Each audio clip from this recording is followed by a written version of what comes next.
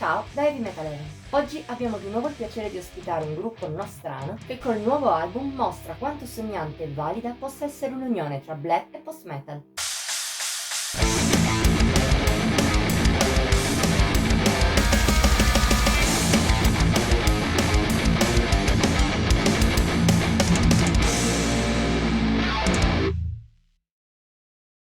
Se di solito il nome di una band rimanda in maniera più o meno chiara qual è il genere suonato, ci sono casi in cui invece la situazione è proprio quella opposta, con moniker addirittura fuorvianti.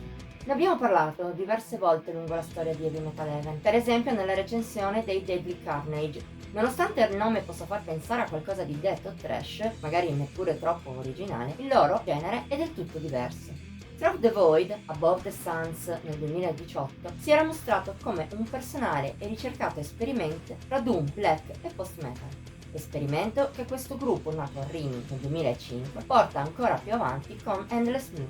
Quinto album uscito lo scorso 15 settembre, vede la musica del gruppo diventare ancora più espansa. Le influenze doom si sono molto rarefatte, come anche momenti più potenti o aggressivi. Per esempio, il poco scream usato da Alexios Ciancio nel predecessore si è ulteriormente ridotto, fin quasi a zero. In compenso, la componente post si è molto sviluppata, sia negli stacchi più leggeri che nei momenti più metal. Il tutto corredato da melodie e costruzioni ricercate come in passato, che a tratti assumono anche un'identità folk di suggestione estremo orientale. Un ulteriore tocco di classe per la musica dei Deadly Carnage. Di conseguenza Endless Blue si rivela davvero superiore alla media per quanto riguarda raffinatezza e ricerca sonora. È un album onirico, con tante sfumature di colore che vanno dall'oscurità alla serenità, dalla frenesia black alla calma post-rock. Ben mescolate, formano un continuum tra cui perdersi, ma in maniera positiva all'estremo. E in generale le atmosfere sono un comparto in cui i riminesi hanno dato il meglio di sé. Colpiscono in ogni brano, al contrario di Through the Void, evitando tra l'altro l'assenza di hit di quest'ultimo.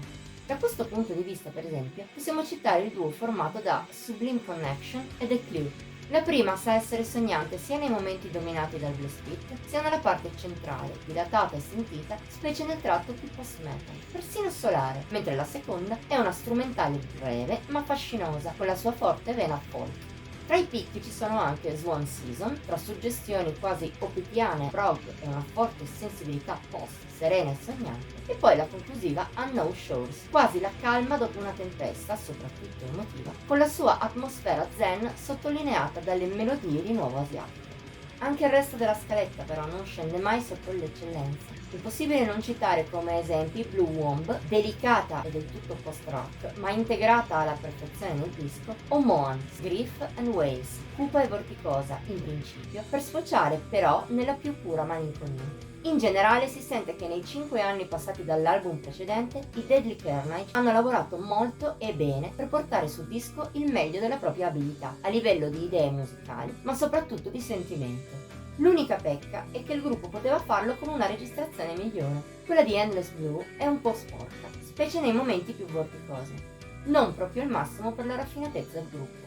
Si tratta però del classico pelone l'uovo. Per il resto il disco è un vero gioiello, 38 minuti intensissimi che quasi sembrano troppo brevi una volta finiti. Poi ovvio, se cerchi del black metal tradizionale, oscuro e feroce come da sua buona norma, coi Deadly Carnage ti ritroverai piuttosto male. Ma se invece ami anche le forme più evolute e sentite del genere, allora non puoi far altro che recuperare Endless Blue e goderti così uno dei lavori più rilevanti nel post-black metal uscito lo scorso anno in Italia, e forse non solo qui. Voto di Heavy Metal Even 91 su 100. La recensione e anche la nostra settimana sono al termine. Se ti abbiamo invogliato ad ascoltare i riminesi, dicelo nei commenti oltre a mettere like e condividere la recensione. Inoltre puoi iscriverti al canale e attivare la campanella degli avvisi per non mancare neppure uno dei video pubblicati ogni pochi giorni. Infine seguici su Instagram, Facebook e Pinterest. Trovi il link qui sotto. Ci vediamo la prossima volta!